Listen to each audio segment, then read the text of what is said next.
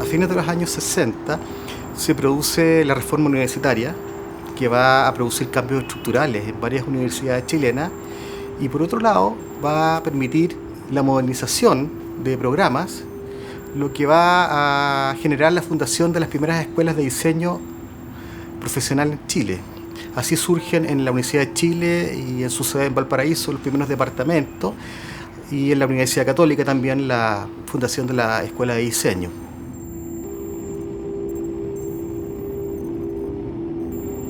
Surge una primera generación de diseñadores que van a transitar, ¿cierto?, del modelo socialista de la Unidad Popular, ¿cierto?, al modelo neoliberal, ¿cierto?, que van a imponer los Chicago Boys, ¿cierto?, en la dictadura de Pinochet.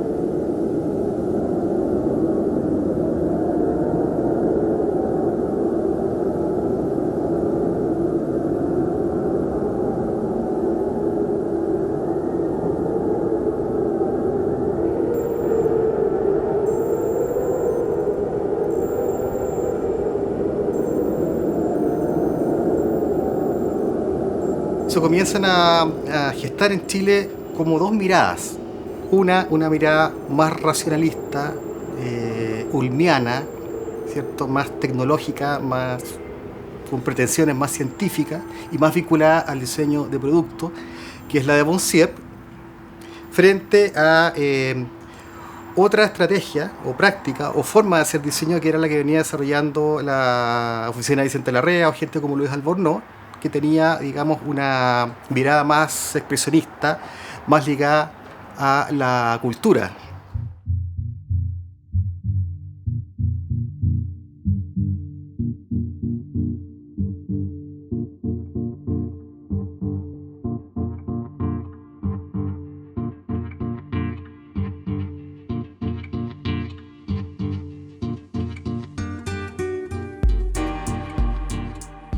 Yo he hablado siempre de esta década prodigiosa en el ámbito, ¿no es cierto?, en Chile, a partir de inicios de los 60, con todas estas transformaciones, ¿no?, sociales, políticas y culturales, que es curioso que el país apareciera como que estaba cerrado, pero la verdad que no, culturalmente hay, ¿no es cierto?, cruces muy fuertes, obviamente con toda la influencia muy fuerte de la Revolución Cubana en el ámbito político, sobre todo el impacto en los jóvenes.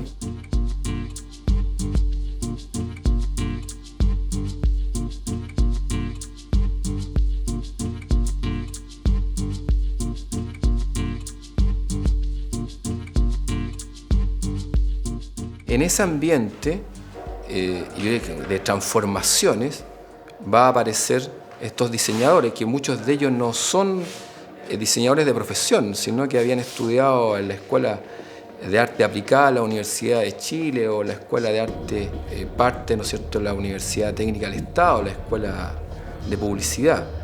Y ellos se hacen llamar diseñadores justamente buscando una diferencia con las generaciones anteriores. Y esa juventud, influenciada por todo este ambiente cultural, es lo que va a generar todas estas transformaciones en el cartel.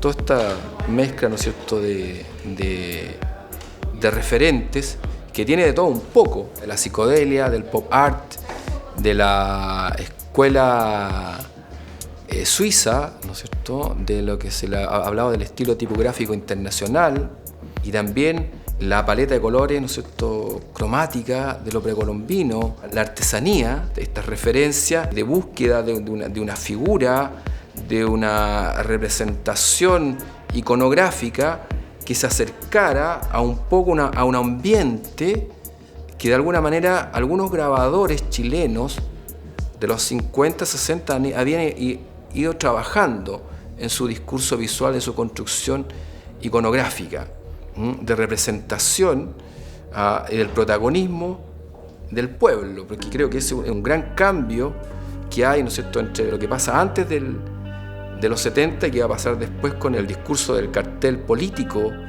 chileno, que en el caso de la izquierda los protagonistas van a ser la gente. Creo donde más marcado se ve la obra de Waldo González y Mario Quirós para los afiches de la polla chilena de beneficencia. Sobre todo diría los trabajos que fueron hechos a finales del 72 y parte del 73.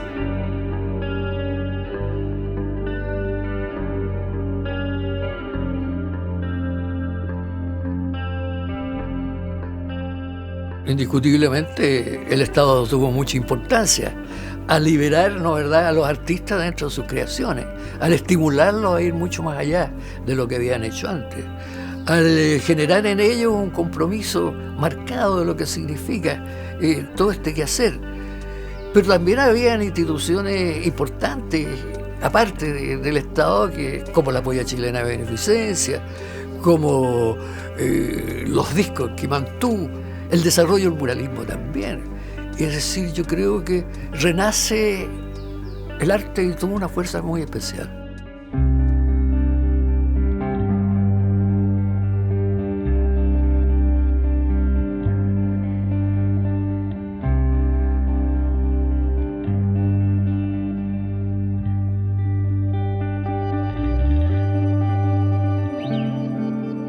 Cuando se nos llamó de la polla, es decir, tuvimos dos posibilidades: o seguir con la publicidad tradicional de la polla o plantear un hecho visual distinto. Y nosotros nos jugamos. Dijimos, si la polla es tan conocida, ¿por qué va a seguir manteniendo los mismos sistemas de persuasión a la gente, de crearle necesidades a partir de la instrumentación, a partir de viajes, de casas y una serie de cosas? Nosotros planteamos el otro hecho. ¿Por qué no aprovechar el conducto y el canal tan importante de la polla para poder servir a la sociedad? Y fue realmente un cambio notable. Es decir, cambia la publicidad y cambia esta nueva secuencia de formas de decir y hacer.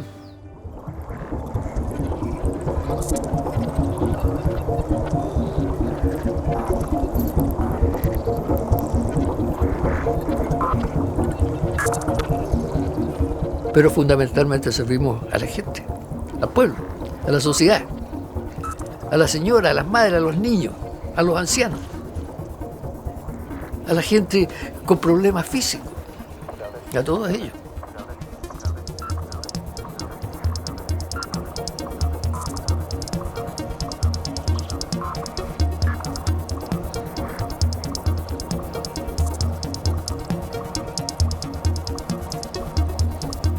Nosotros generábamos los primeros bocetos. Esto es boceto anterior, es un preboceto. Es la búsqueda de la línea y al mismo tiempo todas las referencias que vamos manejando para poder lograr lo que viene a continuación. Aquí ya nos estamos acercando más al original.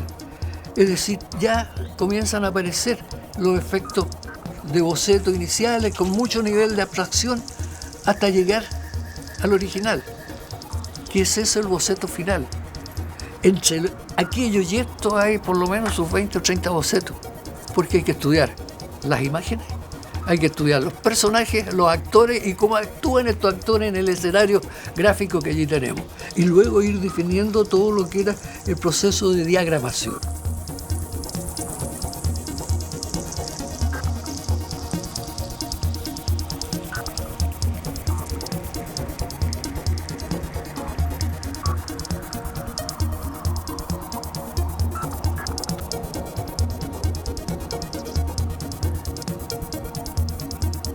Considero que el cartel es la fuente más importante dentro de lo que es la comunicación visual, donde reúne todos los conceptos y todos los criterios del diseño gráfico, donde existe una profundidad conceptual a través de denotaciones y connotaciones visuales que lo hacen tener una esencia muy especial. El afiche es profundo, el afiche es emotivo, el afiche se comunica con su gente, el afiche extiende el amor, el cariño y el respeto, el afiche enseña a sentir, el afiche enseña diversas cosas, criterios, habla de religión, de política, habla de la mujer, habla de la paz, habla de la guerra, de la revolución, de la política.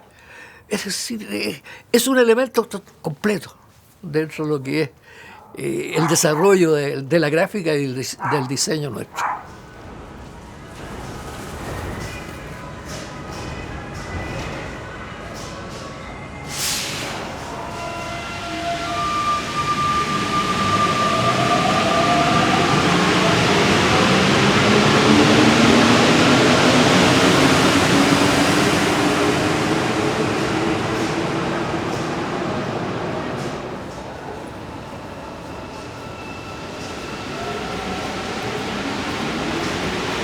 Santiago es tierra adentro, muy concentrado en sí mismo, es un círculo hermético, y nosotros somos todo lo contrario, somos puertos abiertos.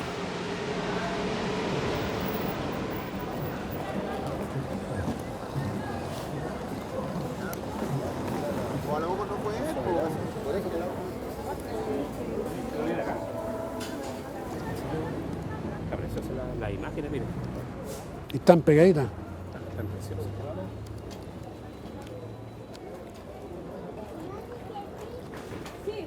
Está bonito.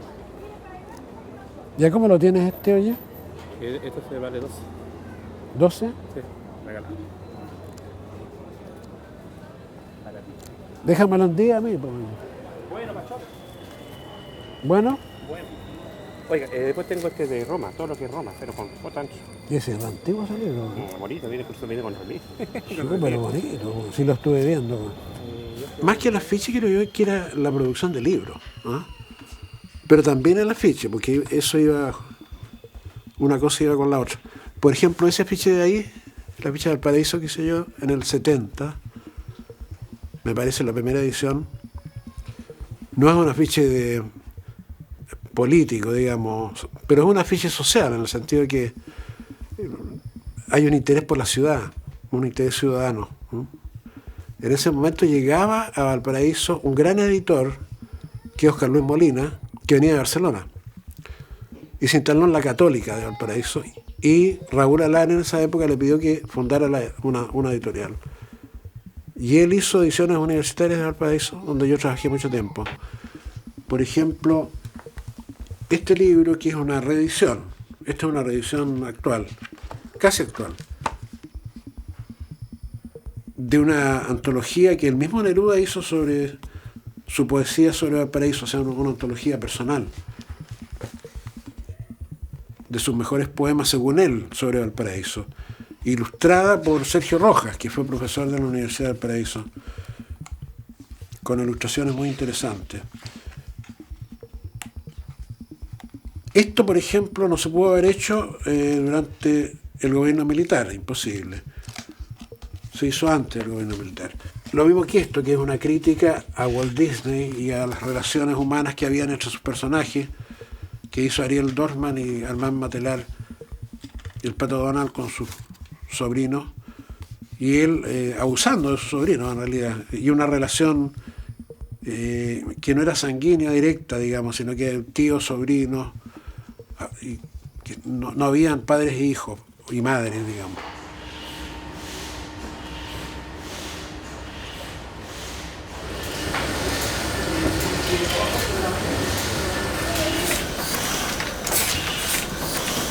Cuando íbamos a las imprentas, porque nosotros estábamos muy metidos en las imprentas, cosa que ahora no pasa, no van los diseñadores de las imprentas porque se quedan muy metidos en el computador.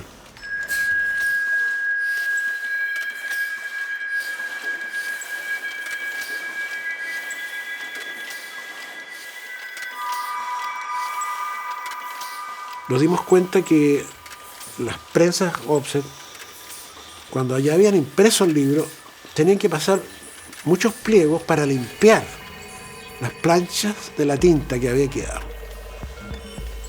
Y en esos pliegos se empezaban a acumular decenas de impresiones y de imágenes, y sobreponían una sobre otra. Y se formaban cosas fabulosas, porque por esta cosa absolutamente arbitraria y involuntaria y lúdica, se formaban cosas extraordinarias. Aquí hay un retinte real de una imprenta en que nosotros recibimos un papel lleno de impresiones sobrepuestas y se produce una imaginería especial. Y aquí está aplicado el hecho. Está aplicado porque estos carabineros que van corriendo aquí es una sobreimpresión sobre el edificio Seguro Obrero, que es donde sucedió el asesinato, digamos. Nosotros decíamos que era como el subconsciente de la máquina que quería hablar ella. Se rebelaba contra lo que nosotros le poníamos y de repente se ponía a soñar sus propios sueños. Pero que eso había que tomarlo como algo positivo, porque si nosotros aprendíamos cómo soñaba la máquina, podíamos nosotros inventar nuestros sueños. Entonces recogíamos muchos de estos papeles. Tengo algunas cosas por ahí. Y de ahí empezamos entonces a usar mucho retinte y imprimir unas cosas sobre otras como un lenguaje casi.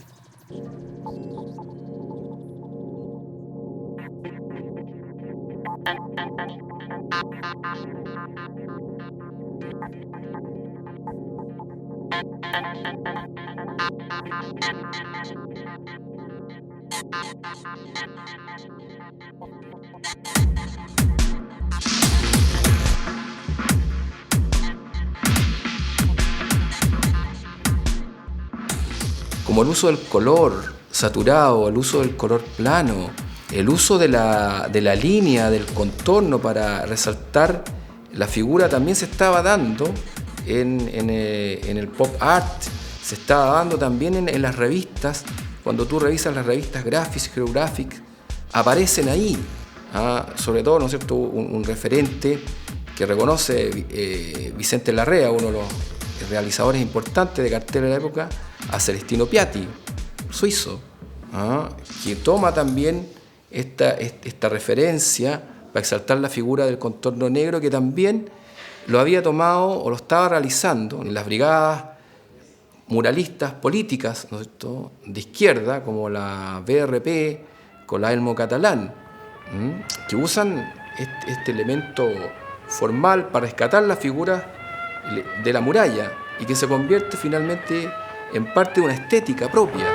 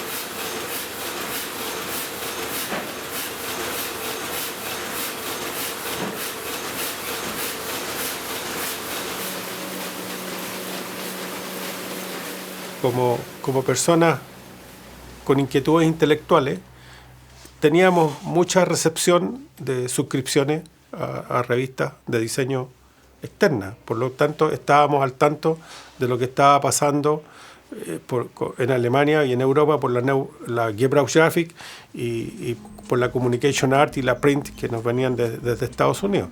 Ahora, nuestra inquietud no quedaba ahí. Teníamos siempre una muy buena biblioteca y la tenemos todavía. Por lo tanto, siempre hemos estado curioseando en las formas gráficas de todas las culturas del planeta. Tú hablas del pop. Bueno, indudablemente que el pop y toda la psicodelia y todas esas cosas nos influyeron porque fue una forma de expresión que partió en Estados Unidos y después se extendió por todo el planeta. Hay formas de la psicodelia que indudablemente que nos suscribimos a ellas, las adquirimos y las aplicamos.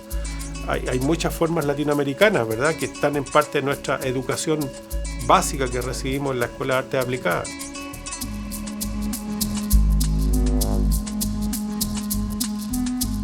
Uno de los maestros externos, que fue Becca Querat, que fue real aquí en Chile, él me mostró el trabajo de Ben Shahn, ¿verdad?, que es un pintor judío norteamericano.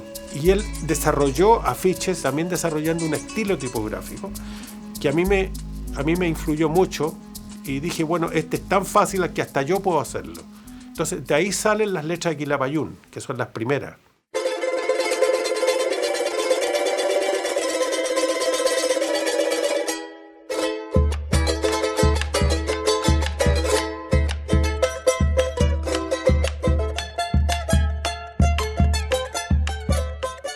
Tomamos, las fuimos adaptando por prisa y por facilidad de dibujo nuestra, y las fuimos adaptando tanto en algunos afiches como en muchas carátulas de disco, ¿verdad? Y de ahí nos echan la culpa que nosotros hicimos la tipografía de la Unidad Popular. No es tan grande la cosa, no.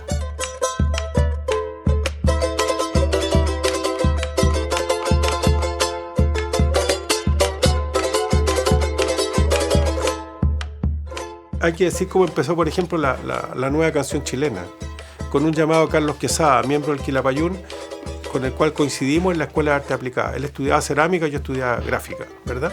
Entonces él me llama y me dice, oye, vamos a hacer el segundo disco, porque el primero fue un desastre en cuanto a diseño, fue una muy mala foto y peor impresa y más diseño. No sé si ocupaba la palabra diseño ya o no, pero el dibujo es mala. La gráfica tampoco creo que se ocupaba la palabra gráfica, ¿verdad? Pero el resultado es penca, rasquita, ¿verdad? Era lo mismo de siempre. Era la foto de los actores o de los intérpretes generalmente con unas letras que las ponían en la imprenta. Esa era toda la disciplina del momento. Era muy común. Las imprentas diseñaban, o sea, ni imprimían ni diseñaban. Y así empieza, y la primera carátula es Víctor Jara más Quilapayún, canciones folclóricas de América. Entonces me la explican, porque ni siquiera la escuché. Esa vez nos fuimos a la sala de grabación y me explica que son canciones del folclore latinoamericano, y por supuesto con poco tiempo. Entonces le digo, bueno, Carlos, lo que me estás diciendo en este momento lo veo como el aduanero Rousseau cuando pintó esas cosas tropicales como él se las imaginaba en Francia, sin haber estado nunca en Latinoamérica. Mucha vegetación y algunos animales. Perfecto, si eso es el ambiente latinoamericano. Esa era la primera.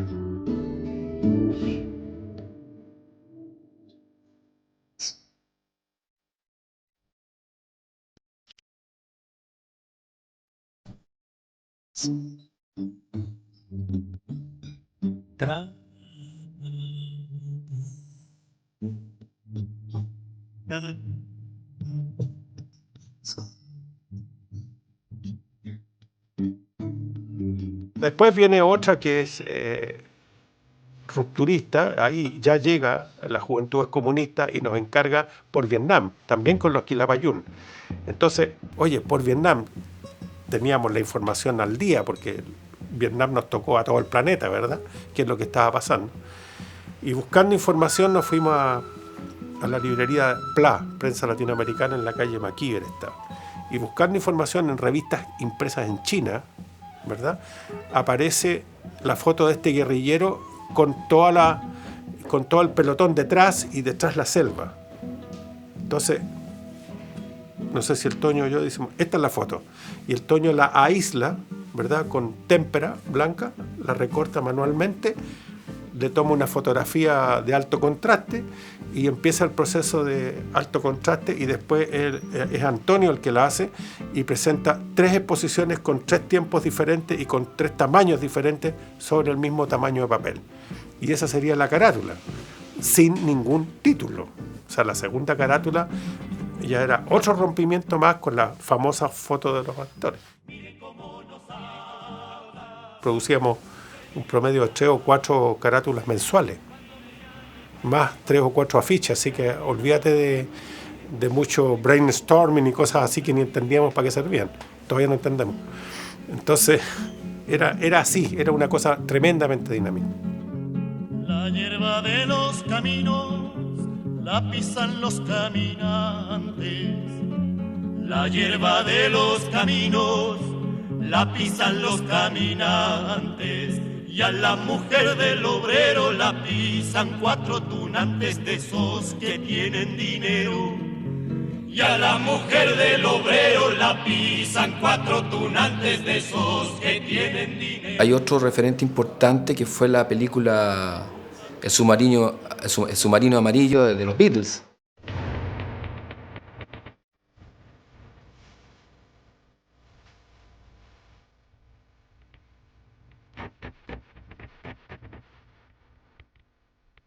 Con toda su estética pop, ¿no es cierto?, y psicodélica, que va a generar un impacto muy fuerte en los jóvenes diseñadores, porque habían estado acostumbrados a ver lo más cercano en términos de cine de animación, las películas de Walt Disney. Y esto es una cosa totalmente diferente.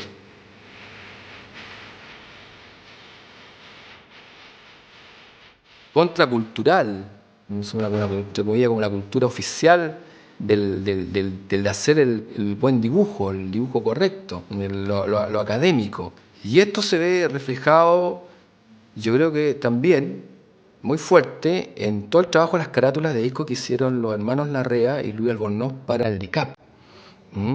Se ve obviamente el uso del color plano, el color saturado, el contorno de la línea, las figuras que se transforman, la metamorfosis. Si revisas la película Submarino Amarillo, está llena de cambios. Unas figuras se transforman en otras figuras. Y esto es usado también por los hermanos Larrea y Luis Albornoz.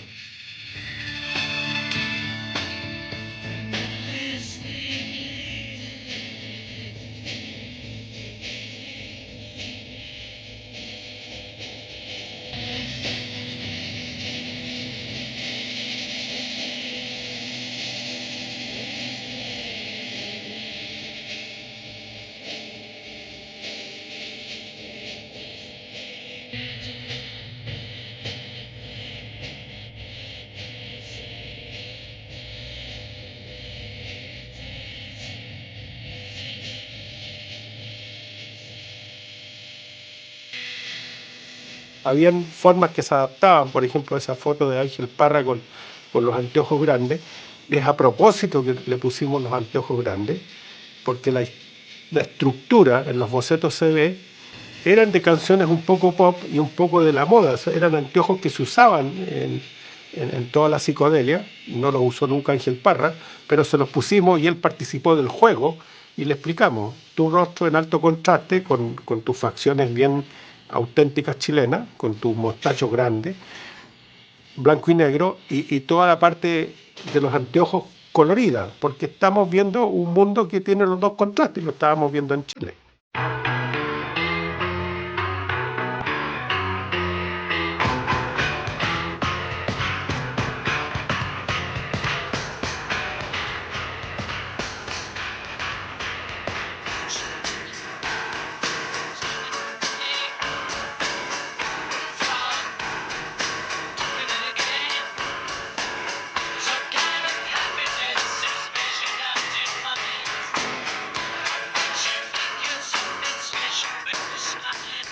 Ninguno de nosotros militó en ningún partido político. Sí identificamos nuestro trabajo como un trabajo social. ¿Por qué? Porque no era de consumo y estaba dirigido a todo el pueblo chileno. Y nosotros dibujamos en ese momento, no diseñábamos, no se conocía la palabra, dibujamos para que todos los chilenos entendieran mensajes en forma simple. Ahora, el paso, indudablemente, cuando sucede el 11 de septiembre y yo me vengo definitivamente a Chile en enero o marzo del 74, la conversación breve con Albornoz, con mi hermano Antonio y con Maricruz es que tenemos que reformularnos porque se nos acabó la pega. Pues ya no existían los discos, ya no existían los afiches, y menos los discos y los afiches que nosotros diseñábamos. Pero nosotros nunca solamente tuvimos ese trabajo, siempre también teníamos algo más comercial.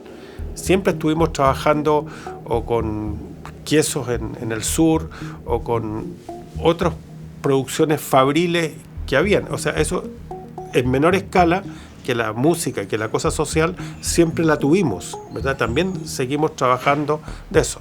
¿Y qué pasa? Entonces desaparece una cantidad importante de trabajo, pero aflora la otra. Entonces, eso, como empiezan a haber empresas nuevas, ya no era pecado ser empresario, todo lo contrario, era bien visto, pero desaparece prácticamente el trabajo social y el trabajo de afiches, indudablemente, de 3 o 4 afiches mensuales, con suerte había uno al año.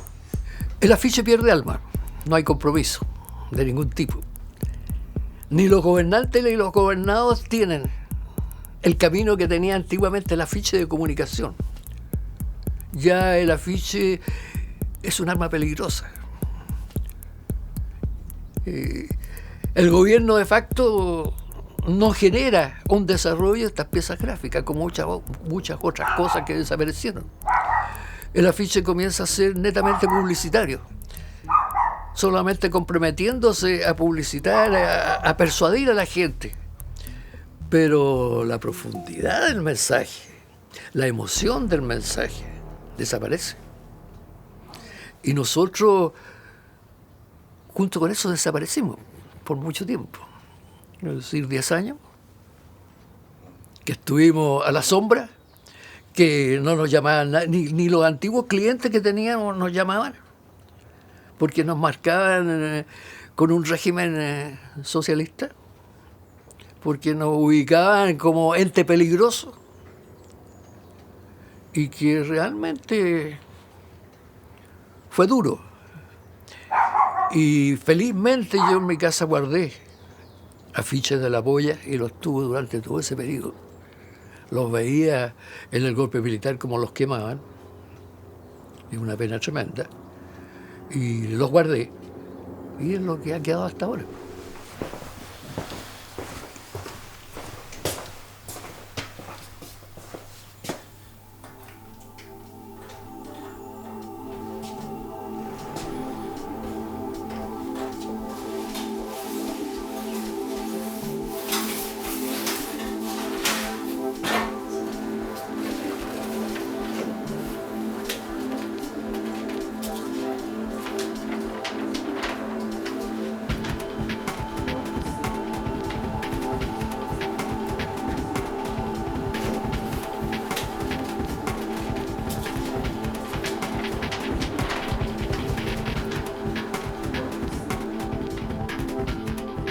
El cartel pierde el escenario, las calles se van a limpiar.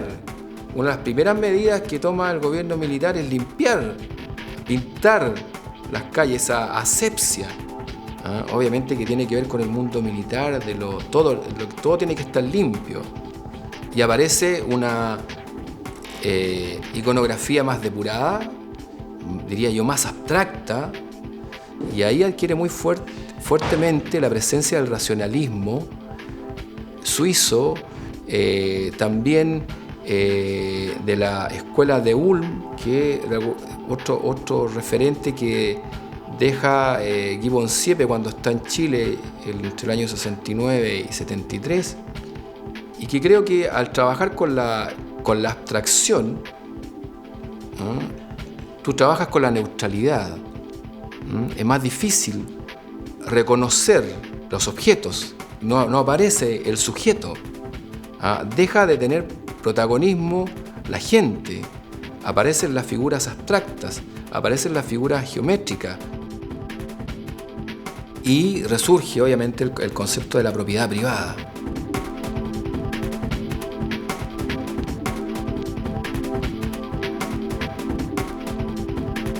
La gráfica, por así decirlo, que de alguna manera propiciaba un modelo de país y de economía, eran modelos que se habían probado en las imágenes corporativas de instituciones financieras, de bancos, etcétera, que ya existía una tradición europea y norteamericana. No se sabe mucho lo que pasó en las vanguardias que huyeron, intelectuales o élite que huyeron de la persecución nazi y llegaron a instalarse en Estados Unidos.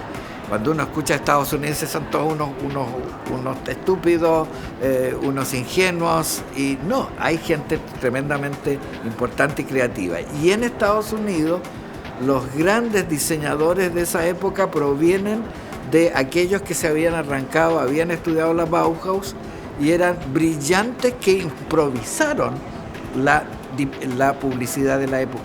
Ellos eran artistas, creadores. Y ahí tenemos, diríamos, que se forma un capítulo desconocido en nuestra historia para poder replantear lo que es la publicidad y el diseño gráfico. Yo creo que sí había en los ejecutivos de esa época, toda esta gente que había estado, como te digo, afuera, que había estado en la mayoría en Estados Unidos, habían, yo creo, como capturado esta cosa de la imagen corporativa, que era un fenómeno que estaba teniendo mucha fuerza en Estados Unidos. Entonces esta gente captó esta cosa, la necesidad de renovar las imágenes y de desarrollar una imagen coordinada.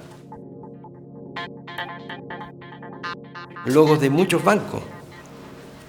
O sea, me acuerdo, partimos con el Banco Osorno, el Vice, el Banco Santiago, FUSA, hice una imagen de Mademsa. La geometría ahí tiene un valor neutral, o sea, la geometría es un uso para lograr fórmulas, fórmulas que calcen bien en un logotipo o un isotipo que sea simétrico, que tenga dinámica. Todo eso se refleja con una simplicidad racional en que todo cabe en una cajita de formas precisas.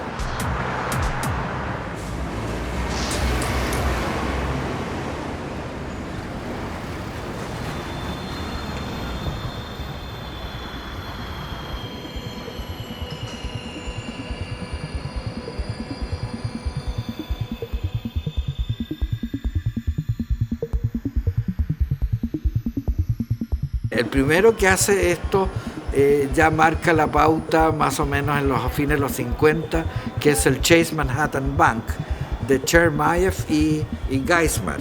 Esos son como los modelos para Chile. Y el Chase Manhattan Bank hace una modulación en que cada engranaje va dando movilidad para encerrar dentro la protección del dinero. Yo hice la imagen del Banco Santiago. Ellos, o sea, y había un logo que habían hecho ellos que era el del Chase Manhattan Bank y que tenían ciertas similitudes, no fue ni copia ni nada, o sea, llegamos por dos caminos distintos a una solución parecida y no igual tampoco. Entonces muchas veces nos decían que habíamos copiado al Chase Manhattan Bank.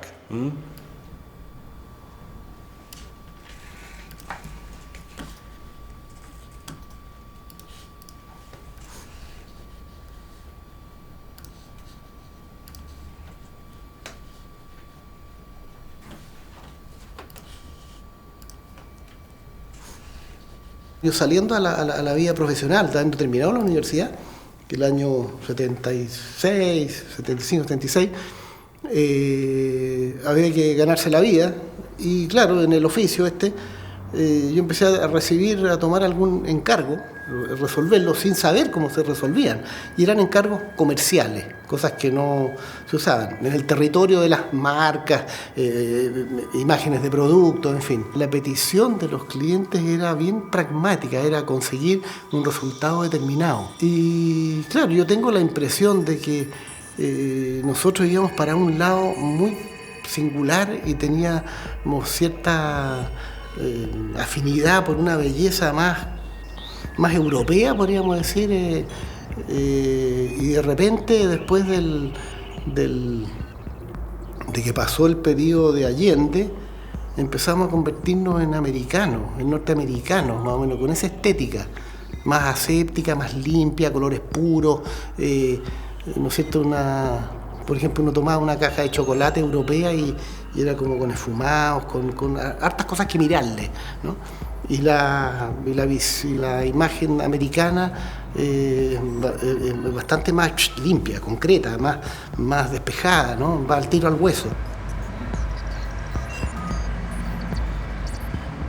Yo no me acuerdo qué año, 80 por sido, quizás antes, no sé.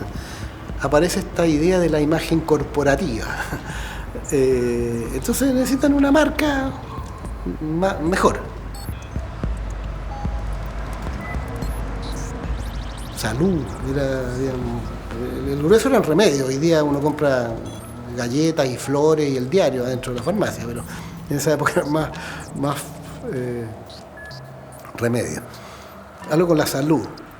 Y me parecía bastante natural que fuera medio hospitalario, o sea, rojo con blanco, la Cruz Roja, rojo y blanco, la cosa sanguinaria, como salud. Y por hacer algo más, no sé, se me antojó un señor pensando en realidad pensando en Leonardo, el dibujo de Leonardo, y un brazo que está como el cuerpo, en fin, o sea, no es muy, como decir, ni muy ingenioso, ni muy rompedor, no fue ingenioso. Ahora, a la cadena de farmacia le fue muy bien, creció y enorme, entonces muy conocido el logo. Pero no es más que eso. Esa fue la idea. Bueno, obviamente que fue hecho a mano porque no había computadores y siempre me ha gustado dibujar, en fin, no tengo facilidad en ese punto. Así que está dibujado el logotipo este.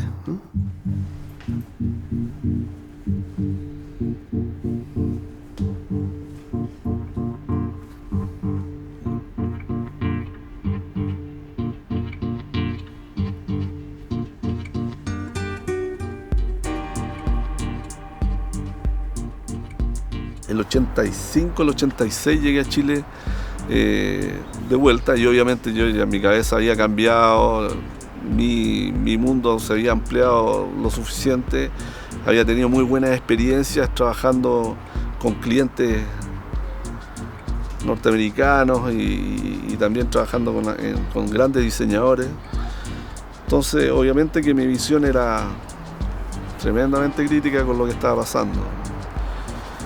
Con la aparición de agencias de diseño como diseñadores asociados, del cual yo fui partícipe, ellos me invitaron para ser socio ahí.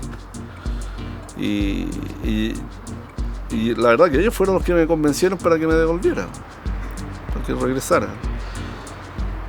Y me topé con una realidad bastante, te digo que chata. Digamos, el Pantone se usaba, o sea, yo te digo, las marcas eran verde, azul, rojo. Estoy hablando de lo más simple, y eran colores muy básicos. Entonces tú tenías, no sé, pues, tú ves el libro Pantone y habían 3000 colores. Yo me preguntaba por qué había que usar solamente el verde, el azul y el rojo, y diseñadores asociados, suponte tú, eran especialistas en que las marcas fueran en esos tonos. Le reclamaba al bicho Larrea también al maestro ahí que, oye, todo era verde con rojo, o sea, no había algo ahí que no me gustaba, y significaba que tal vez las condicionantes no eran las mejores, había, como te digo, muchas restricciones, y me imagino que sacarse esa mochila de encima era complicado. Yo siento que uno de los grandes temas que hay ahí tiene que ver con la absorción de estilos o tendencias. Suponte tú, yo estaba Estoy hablando de el periodo del 87, más o menos. 87, 88. Trabajando para diseñadores asociados. Estábamos haciendo diseño New Wave, vendiendo estufas o cocina. Te digo marcas, Sindelens, Fensa. Tomamos las modas, las cosas, las tendencias de alguna forma, pero de una manera absolutamente superficial y no nos interiorizamos claramente en la razón de los por qué estamos haciendo lo que estamos haciendo. Bienvenido al futuro. Refrigeradores Simet Sindelen. La nueva refrigeración.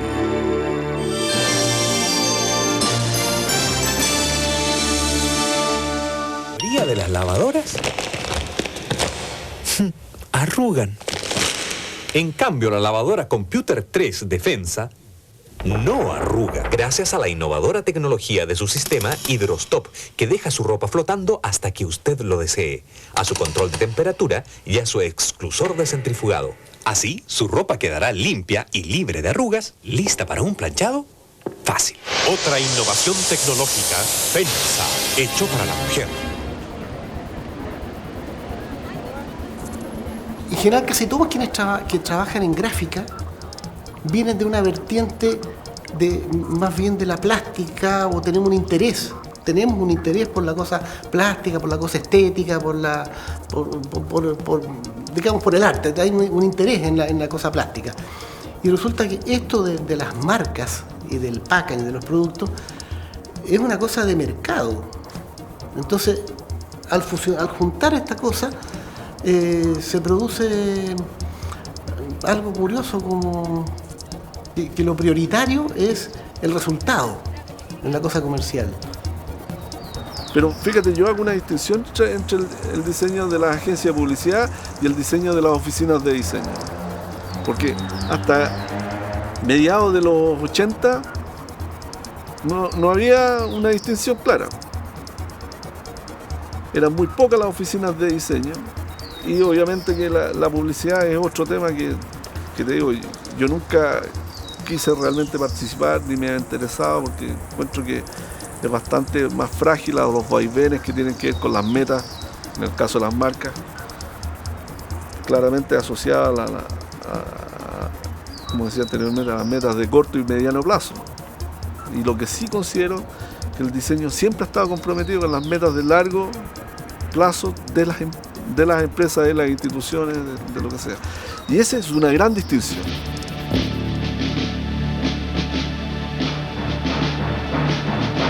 Chile, la alegría está en marcha.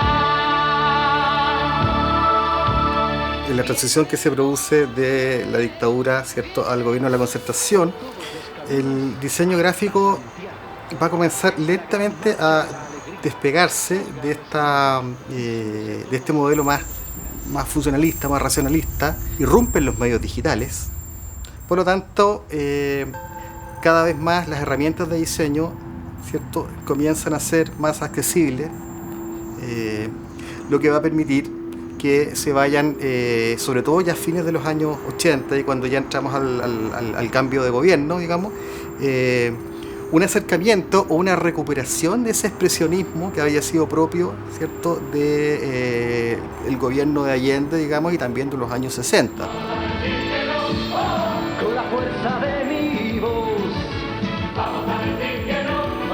Cuando llegamos ya al gobierno de Elwin, el diseño gráfico se transforma en un actor relevante como estrategia para reposicionar a Chile en el marco internacional. Y una importante oportunidad para eso va a ser la Expo Sevilla de 1992, donde de alguna manera el diseño gráfico, la visualidad, van a reemplazar a la poesía como denominación simbólica del país.